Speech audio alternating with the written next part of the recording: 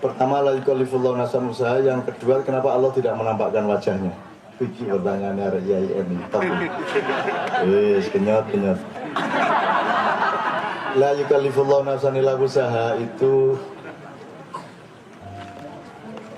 saya ceritain dulu tentang orang buta yang pada suatu pagi mau ikut berjamaah di Masjid Nabawi. Rasulullah menjadi imamnya. Pagi itu kebetulan tidak ada barengannya dia jalan ke masjid, sehingga dia harus cari jalan sendiri, sehingga dia terantuk oleh batu dan dia jatuh, berdarahlah keningnya. Dan tidak ada yang nolong sampai ke masjid, dia masih mengusap-usap gini, dilihat Rasulullah. Kenapa kamu? Waduh, saya terjatuh karena nggak ada yang menuntun saya ke masjid. Oh, sini saya usap sama Rasulullah, diusap. Terus Rasulullah mengatakan, insya Allah separuh dosamu sudah diampuni oleh Allah. Gitu ya. Ingat ya, orang berdarah negatif, orang jatuh negatif, tapi diampuni Allah positif. Jadi Anda melihat darah mengalir tadi itu positif apa negatif? Ya, ini analog dulu. Sepulang dari sholat subuh, dia jalan lagi, nggak ada juga yang jurusan dia itu.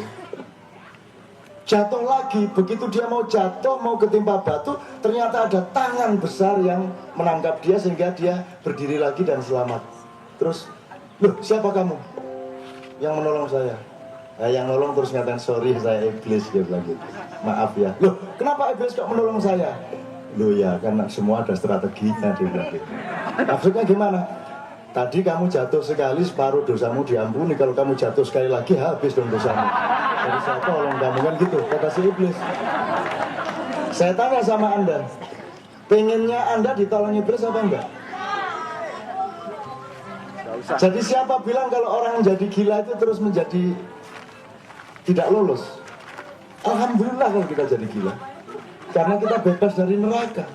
Makanya saya selalu mengatakan, apakah wanita telanjang di atas panggung itu halal atau haram? Saya bilang halal, tidak ada masalah.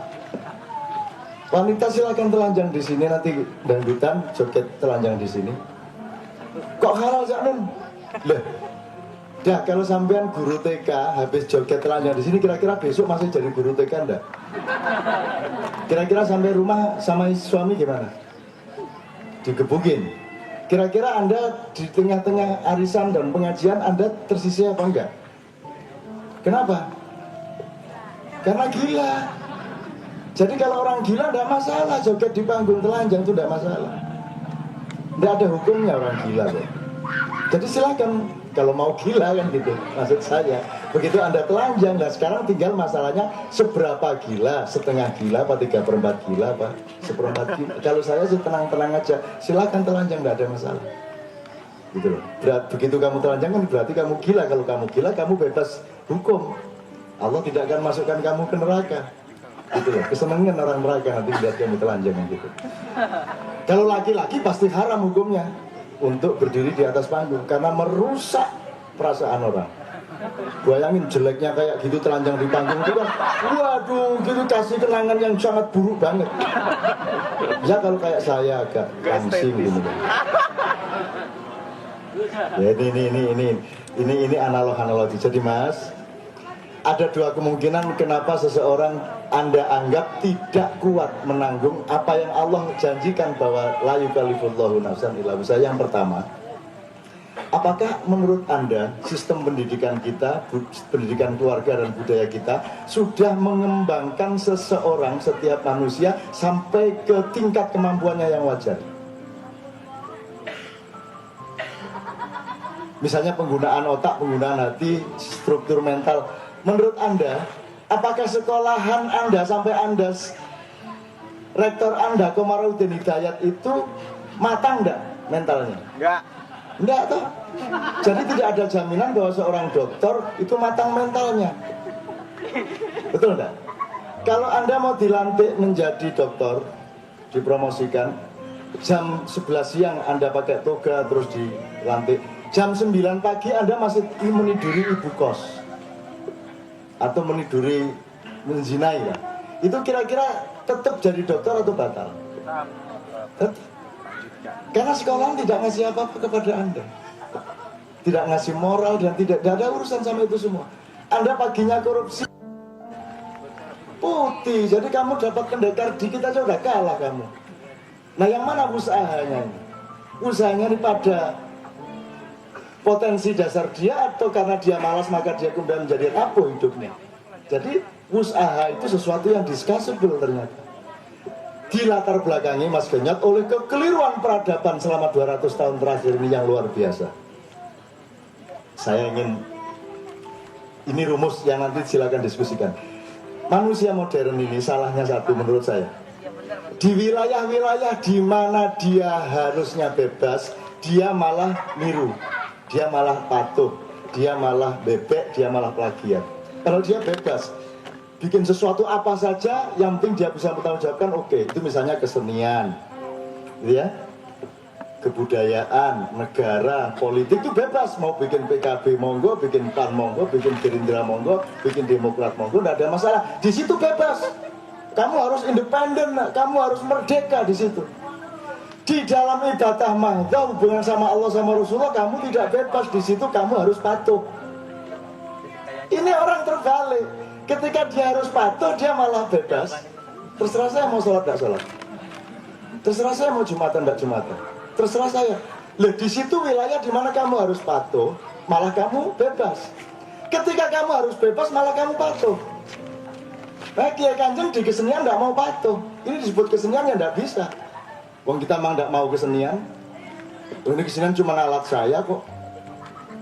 Bukan saya mengabdi kepada alat, dong alat yang harus mengabdi kepada saya, kan begitu.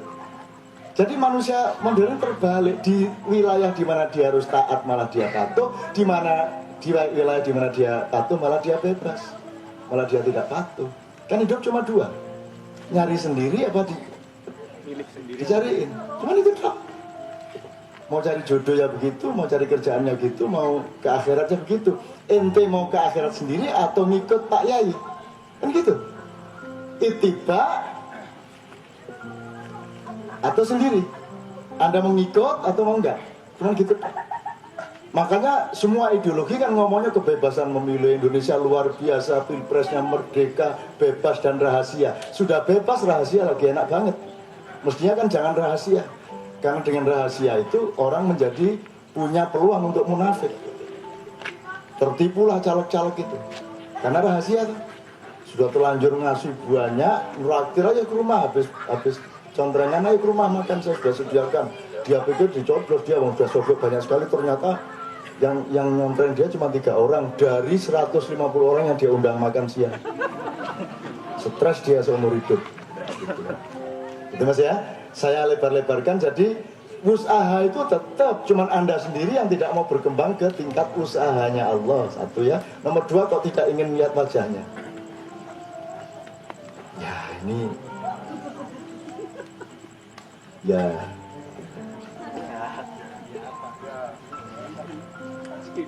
gini, ini bedakan gini, tolong belajar membedakan antara radio dengan TV, antara novel dengan novel yang difilmkan. Lebih bermutu mana, filmnya atau novel aslinya? Novelnya, karena di novelnya Anda memiliki kemerdekaan untuk membayangkan. Kalau di film diwakilkan, Anda tidak boleh membayangkan, ya itu. Lihat sekarang Anda diberi kebebasan, ya Tuhan itu sakarepmu. Tuhan itu wajahnya kayak apa, sakarepmu lah. Kalau Tuhan merumuskan dirinya, hidungnya terus seberapa panjangnya? Menurut Anda yang cocok. Kalau hidungnya lebih panjang nanti, loh kok hidungnya kok panjang banget. Kalau hidungnya lebih pendek, loh kok lebih pendek dari Dustin Hoffman. Anda tidak bisa merumuskan Allah, laisa kamitslihi syai'un. Justru kebebasan kita, kenikmatan kita ketika kita tidak pernah melihat Allah secara jasad. Itu dasarnya di situ. Kalau Allah jelas, nanti pasti ada yang mirip loh. Kayak ini Allah itu kayak Yusuf Kala ya, tak lihat dia. Ngeluh macam mana? Allah kok rodok-rodok. Coklat ini kulitnya. Angel Mas sampean. Wong Anda ini diberi kemerdekaan arsyah, diberi kemerdekaan semestawi. Kok Anda menginginkan kotak-kotak kan gitu? Ini kan ceritanya Nabi Musa. Ini Anda ini jurusan Nabi Musa. Pertanyaan itu hanya Nabi Musa. Nabi Musa itu kan karena dia merasa pandai, terus dia menghadap Allah, sering dia pokoknya selalu bertamu kepada Allah. Bahkan usil Muhammad dipanggil Isra di Isra Mi'raj, Nabi Musa juga nongol gitu loh. Nabi-nabi lain agak jauh-jauh, Nabi Musa nyelonong-nyelonong. Begitu dikasih sholat 50, dicegat mat, kamu nggak tahu susahnya ngelawan orang Tangerang. Ya minta turunin dia, jangan 50 ala apa 50, minta turunin. Muhammad terpengaruh, dia naik, ya Allah turunin, mungkin tidak kuat umat saya, akhirnya turun 5 sampai dari 50 menjadi 5 kali sehari. Itu kalau nggak karena perjuangan Nabi Musa. Jadi Anda ini Nabi Musa itu punya hak royalti dari hidup Anda. Iya enggak? Lu bayangin kalau Nabi Musa nggak nongol, mampus kalian 50 kali sehari. Walah, nonton MU sholatnya harus 4 kali berkali. Ya toh, 1 jam, 2 jam, 1 jam berapa itu? 1 jam setengah itu harus sholat 4 kali, 50 kali ya sehari. Wes gak sih apa-apa wes. Wes. Terus kapan tidur sama istri? Anak ya tidur, yang satu udah tidur, satunya masih main. Setelah satunya tidur, satunya bangun. Wah padahal harus sholat terus. Wah wes gak situ-situ gaya anak ini caranya. Bareng wes, wah lumayan ini set. Terus Allahu Akbar, Allahu Akbar. Dua semuanya. Akhirnya mesej. Azan bisa dipisuin ini caranya. Jadi untung ada Nabi Musa, karena Nabi Musa mati kan ya.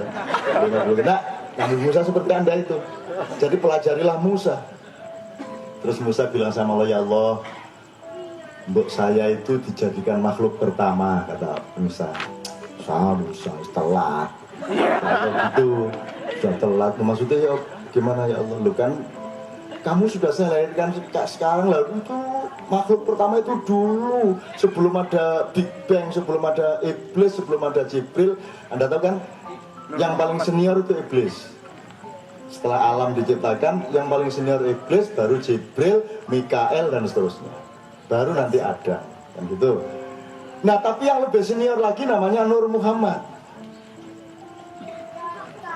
Jadi cahaya yang terpuji, cahaya itu yang akhirnya menjadi satu lukisan seperti cambuk. Tas. Begitu tas itu namanya Big Bang. Jelas. Terus ya itu sudah terjadi dulu, kamu telat mau jadi makhluk pertama. Waduh. Ya, sampai dulu waktu mau bikin pertama enggak bilang-bilang saya katanya gitu. Ya kamu belum ada gitu kan, guyon dia ngomong lurus sama Gusti Allah itu. Tuhan tuh ya aneh-aneh aja pertanyaannya kan gitu kan. Lah kamu juga ngeyel, kamu sok pinter kata Tuhan gitu. Ya sudah kalau gitu, mbok saya dijadikan nabi terakhir.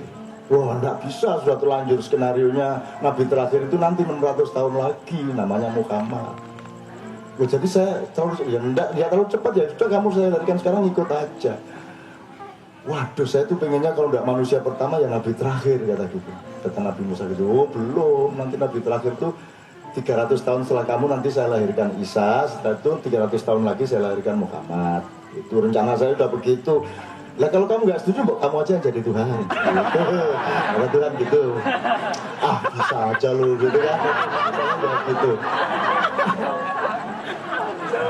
Terus akhirnya jadilah Musa menjadi kenyot. Ya wes nang ngono nek anjane kula mboten angsal dadi makhluk pertama, ndak boleh jadi nabi yang terakhir. Aku minta satu aja yang terakhir, this is my last offer. Kon niku kadek last offer kon niku sapa? Ya sak karep-karepku kon niku. Lha mboten lah jenenge pun akrab niku. Nah, jadi Musa merasa akrab sama dengan orang NU itu, kalau sama Allah kan akrab, kalau mau hati agak jauh. Nah, kan, makanya kalau sholat kan resmi gini Allah. Kalau NU kan sudah akrab ini. Alhamdulillah Rabbil Alamin. Ya benar itu.